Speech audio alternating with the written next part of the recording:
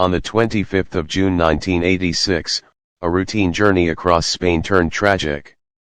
In the early morning, a tanker truck carrying thousands of liters of sulfuric acid crashed whilst crossing the Somo Sierra mountain pass. But the driver was not alone. He had brought along his wife and 10-year-old son. When authorities arrived to investigate, they found something truly unexpected. The boy was missing. Over the ensuing months, hundreds of theories were considered, followed, and abandoned. Today, 4 decades later, the question still lingers. Where is Juan Pedro Martinez Gomez? Spain in the 1980s was a nation on the move. Following the death of dictator Francisco Franco in 1975, the country underwent a rapid transformation into a modern democratic state. But such a transition has its positives and negatives. Where workers now found themselves with new opportunities, so too did more nefarious elements of society. This is important to understand because many feel that Juan Pedro Martinez Gomez's disappearance and the truck crash that killed his parents were anything but accidental. And perhaps they have a point. Juan Pedro's father, Andres, was a professional truck driver from Murcia, a town near Spain's Mediterranean coast. Earlier in the month, he'd been commissioned to deliver a tanker of highly toxic sulfuric acid to the northern city of Bilbao, a journey of around 500 miles. As the route would be rather scenic and the journey would take several days, Andreas decided to allow his wife Carmen and son to accompany him. The 10-year-old had recently brought home some good grades, and Andreas thought a family trip would be a nice way to reward him. The three would make the journey in Andres' Volvo F12 tanker. Between the hazardous cargo and the fact that his family would be accompanying him, the professional driver made sure to have the truck service before heading up north. According to documents acquired after the accident, it had passed a safety inspection and received a light tune-up. Some speculate that another reason for this had to do with the route itself. The journey from Murcia to Bilbao is a long northbound haul that cuts almost the full length of Spain. Though it passes through Madrid, the capital, the rest of the trip consisted of small towns, dry plateaus, and scattered farmland. Then there was the Somo Sierra Pass. Notorious amongst lorry drivers for its steep gradients and sharp bends, the pass sits at an elevation of nearly 5,000 feet even today. Its twisting roads and narrow lanes can prove to be a challenge for drivers. Accidents were common and some people referred to it as a graveyard for heavy vehicles.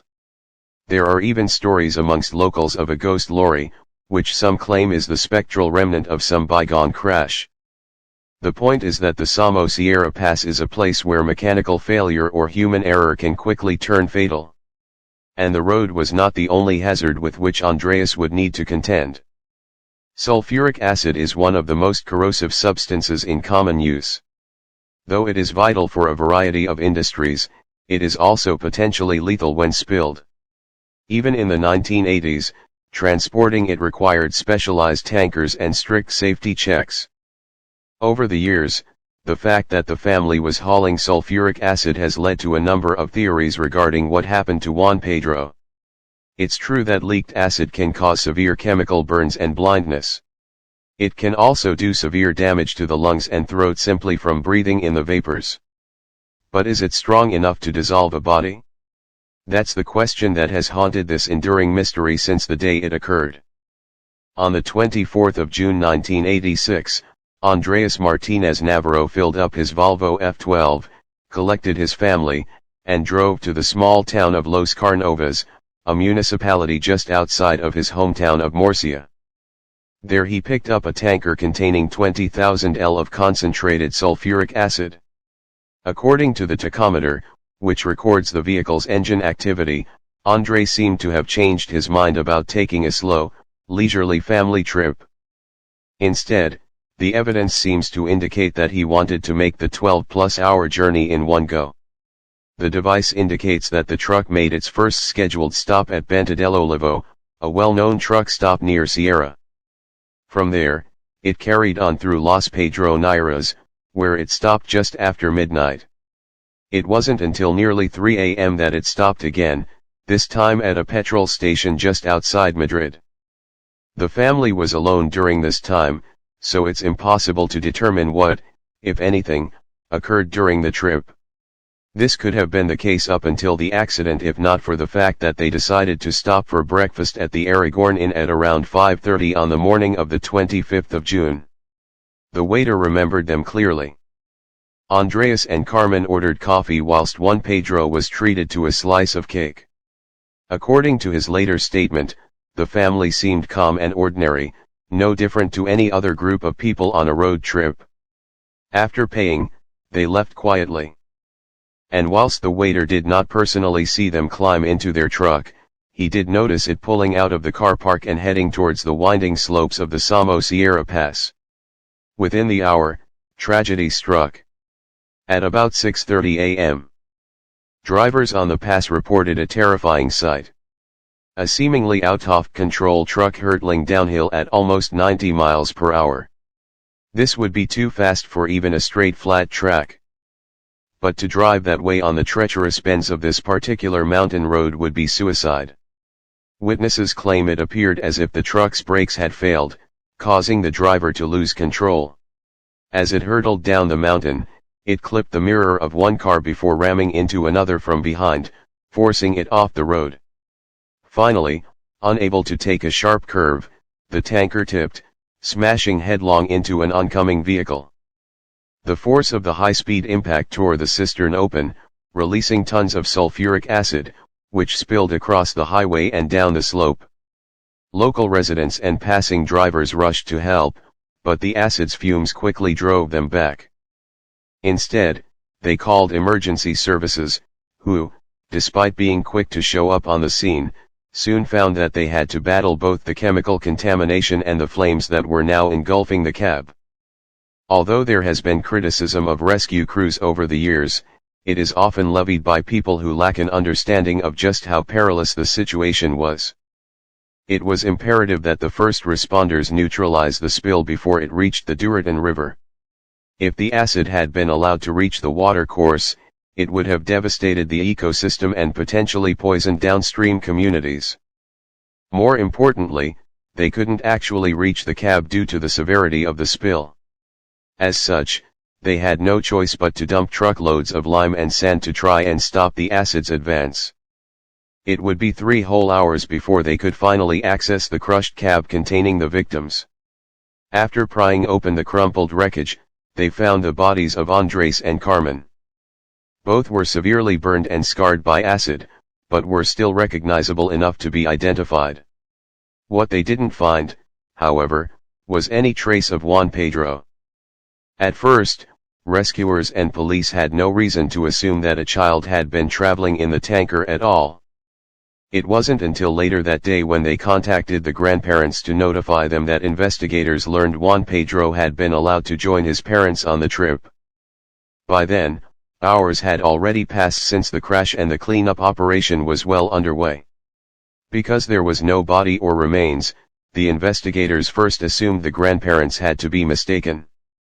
But before long, they started to notice signs corroborating their claim, including a small cassette player, children's clothes, and school cassettes scattered inside the truck.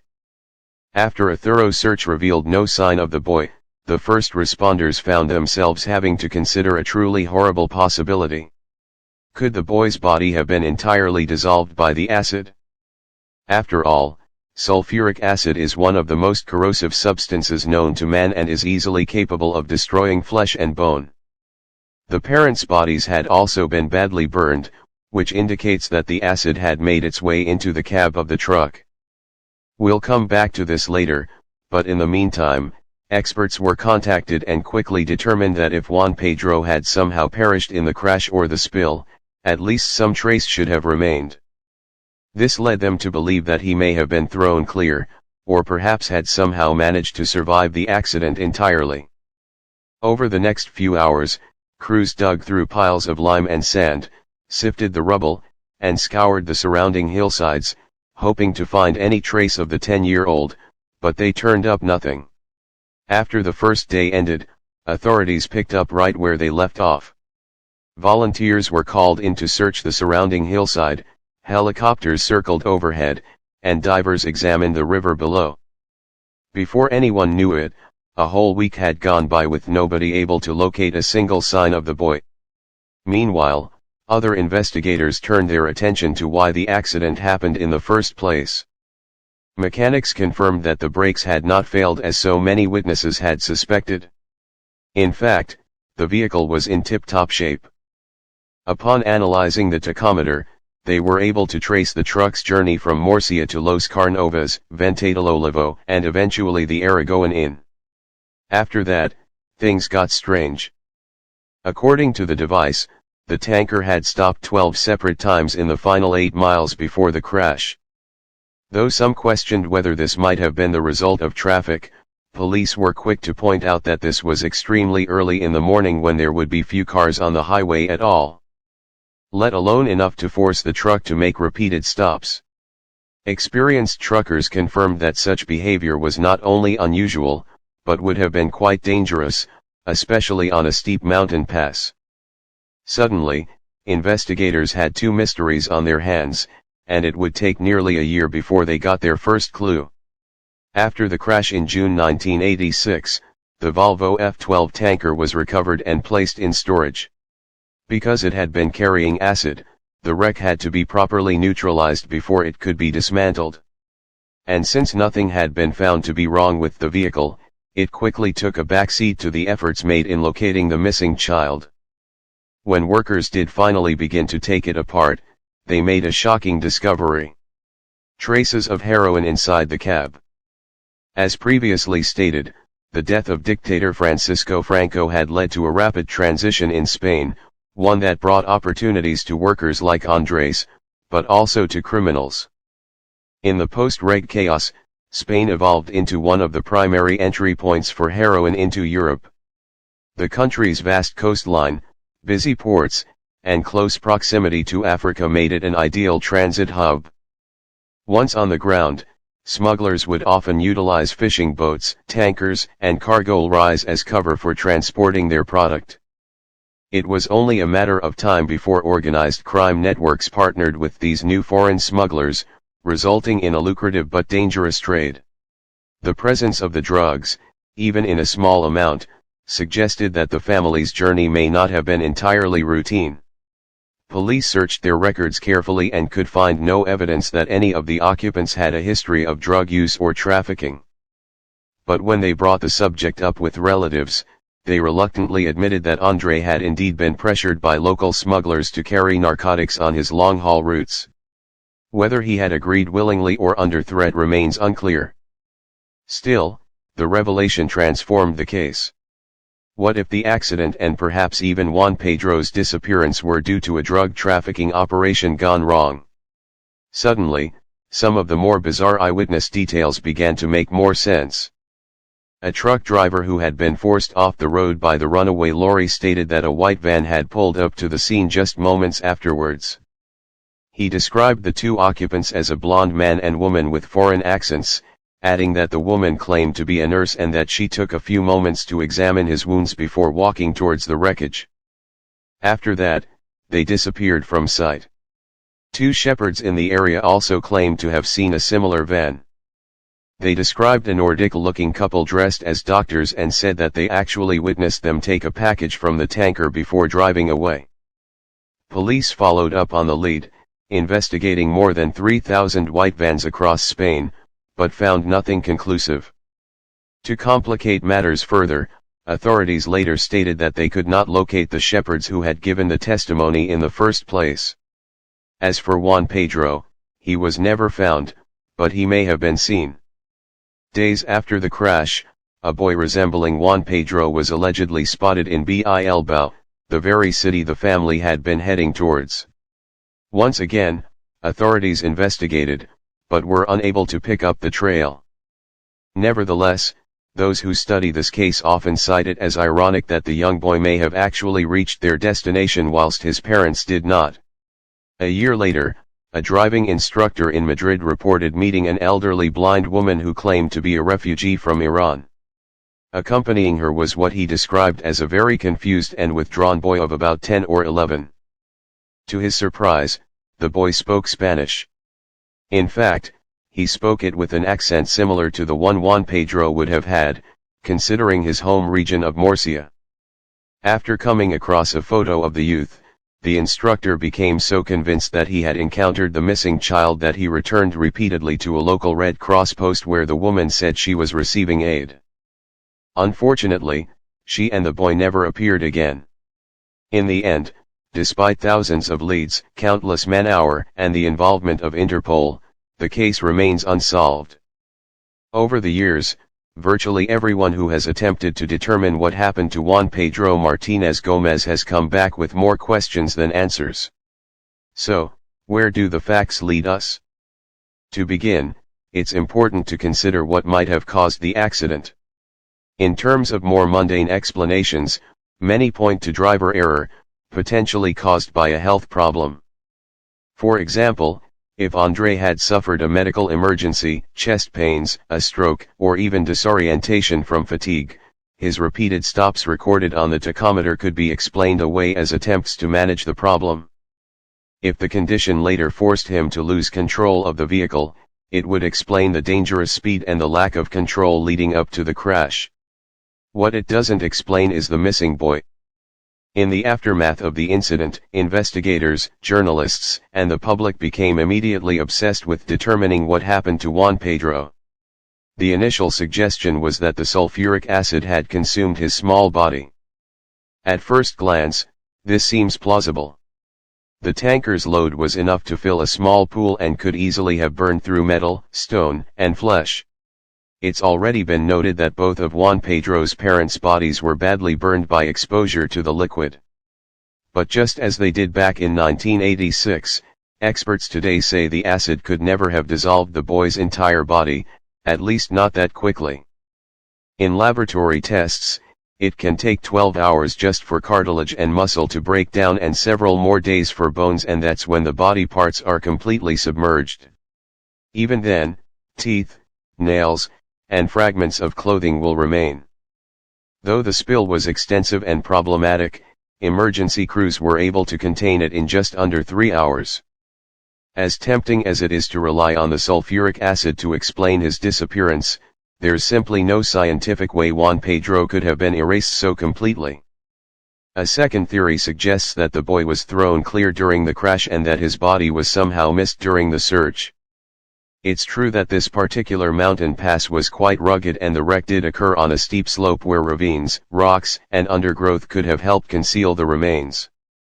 Still, it's highly unlikely that his body could have evaded detection entirely. Search teams spent days combing the area with dogs, helicopters, and divers. During this period, they found all sorts of minuscule evidence related to the crash, including bits of clothing, bolts, and debris. So, whilst it's not impossible that Juan Pedro's body could have been overlooked, there should have been some signs, especially after decomposition and animal predation. It's not uncommon for searchers to come across skeletal evidence decades after a person disappears. Yet, there has never been so much as a fingernail in this case. These facts have led to a secondary category of theories in which Juan Pedro actually survived the crash but was seriously injured. This deviates into two primary branches. In the first, he somehow walked away on his own, dazed and injured, likely with no memory of who he was or what had happened. It's important to remember that rescue workers initially had no idea that a child had been in the truck, as his grandparents only informed authorities later. Could he have wandered away unnoticed in those first hours? The Somo Sierra terrain is unforgiving, full of steep ravines, rocky outcrops, and streams that could have swept a young boy away. An injured 10-year-old wouldn't have survived out there for long. And again, it would be odd that searchers turned up nothing, not even bones or clothing. How fast could a boy who survived a wreck like that have traveled on foot? And how could he have left no trail for investigators to follow? That's where the second branch of this theory comes in. It states that Juan Pedro may have been taken from the scene by well-meaning strangers. Perhaps they had attempted to rush the young man to the hospital only to have him die en route. Panicked and fearing legal consequences, these strangers might have disposed of the body far from the initial crash site. Or perhaps he did walk away from the crash only to make it to a nearby homestead. If his memory was impaired, he wouldn't have been able to tell the residents who he was or what happened to him. This too seems unlikely. Spanish media reported the crash and Juan Pedro's disappearance with near religious intensity, making it almost impossible for anyone in the region to be unaware of the case. If he had stumbled to a nearby homestead, it is difficult to imagine the occupants never coming forward. Likewise, if a driver had picked him up from the roadside, why would they believe themselves in any way responsible for his death? Without clear evidence or a compelling reason for those involved to remain silent, the Good Samaritan theory remains intriguing, but ultimately unsubstantiated. This brings us to the final set of theories, all of which revolve around the heroin traces inside the truck and the unsettling idea that Juan Pedro didn't perish in the crash because by that time he was no longer in the vehicle. Remember that relatives admitted that Andreas had been pressured by a local smuggling ring to carry narcotics on his trips. If true, the crash may have occurred for completely different reasons. Some investigators have speculated that the 12 unexplained stops recorded by the truck's tachometer represented meetings with accomplices or even attempts by Andres to resist smugglers shadowing him. In this version of events, Juan Pedro may have been abducted by criminals as a form of collateral. Such tactics are not uncommon amongst ruthless drug